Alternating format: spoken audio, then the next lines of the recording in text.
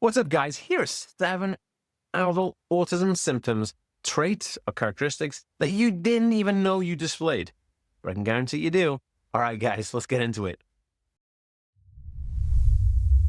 Hey, guys, what's going on? Welcome back to the Aspie World. My name is Dan. I have autism, ADHD, OCD, and dyslexia, and I make weekly videos all about this stuff. So if you're new around here and you want to learn more, make sure to hit the subscribe button down below by clicking that notification bell here on YouTube. And if you're watching on Facebook, just be sure to give this page a follow and you'll see all the videos that I put out. So, many people on the autism spectrum will have traits that they kind of know about, like, oh yeah, social skills, and there's things that we know about. But there's also things that we don't even know about, and we do, and you probably don't even know you do these things. And I'm so glad you're here to watch this video because it's really interesting as an insight. And this is the second time I recorded this. I just recorded 10 videos, guys, and not one of them had working audio. So, yes, here we go. Here's take 2. Anyway, the funny thing about this is that I actually help individuals build autistic confidence and build energy and motivation whilst lowering those demands and anxiety. Now, if this sounds like something that you're interested in, I have a free download program that you can download right now. It's called the Bulletproof Brain. You can just go to www.bulletproofbrain.org right now, download it completely for free.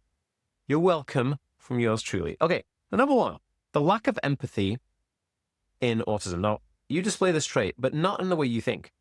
People always say that you can't see something from another person's perspective, which means you have no empathy, which means you can't understand how they feel. Somebody's sad about an event that happened, and they feel like you don't understand why they'd be sad.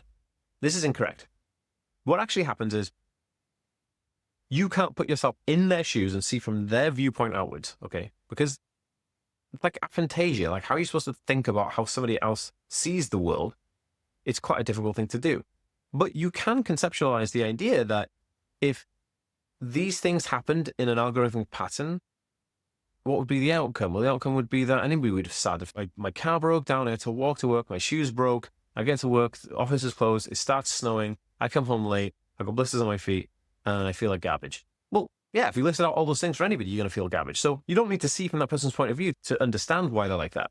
So when people say autistic people don't have empathy, what they actually mean is that autistic people can't put themselves hypothetically in someone else's shoes. It does not mean you don't have empathy. It just means that you can't put yourself, like aphantasia, you can't put yourself in somebody else's shoes to see it from their viewpoint. Super interesting.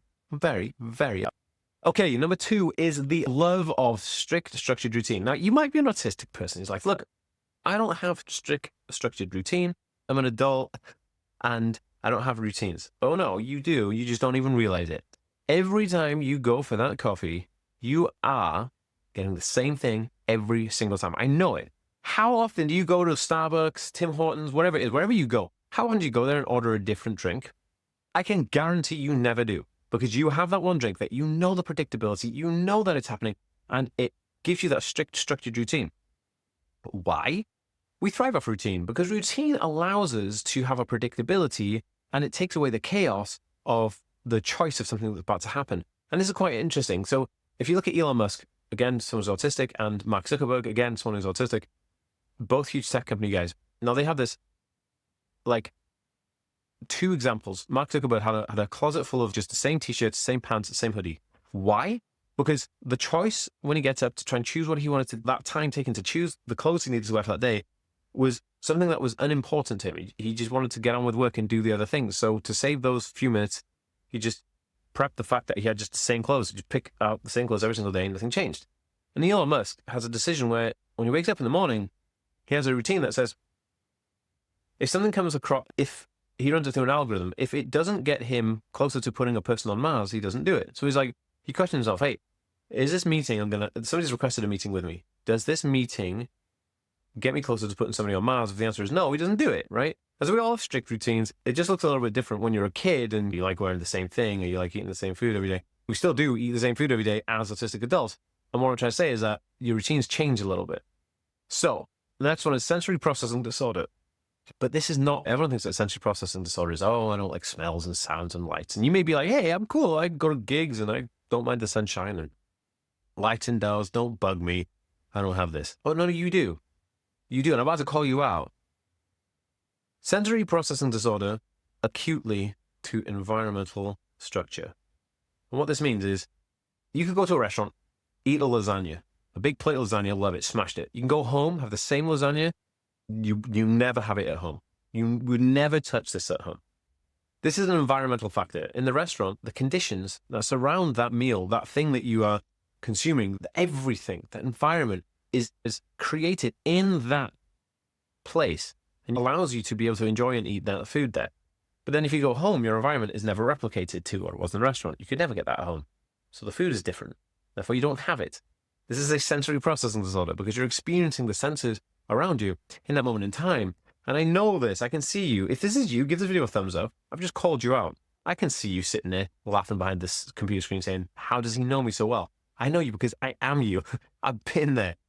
And so even my mother used to get these frozen pre-made TV dinners of spaghetti bolognese and eat those. And then she'd make a spaghetti bolognese for all of us. Maybe we'd done a family dinner.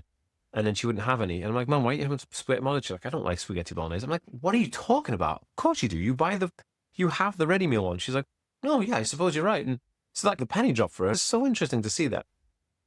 So yeah, called you out. Okay, next one is unusual speech patterns.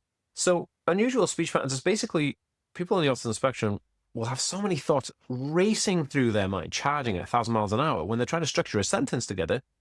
You know what you want to say, but it could come all jumbled up, right? It could be like, you could have a sentence be like, oh, I want to go out for a run. You'd be like, running is what I really need to go and do right now. So you're saying the same thing, but you're not saying it you wanted to convey it, right? If you had this, and it's so interesting, it's kind of like tripping over your own words because you're thinking too fast for the moment that you're trying to be in.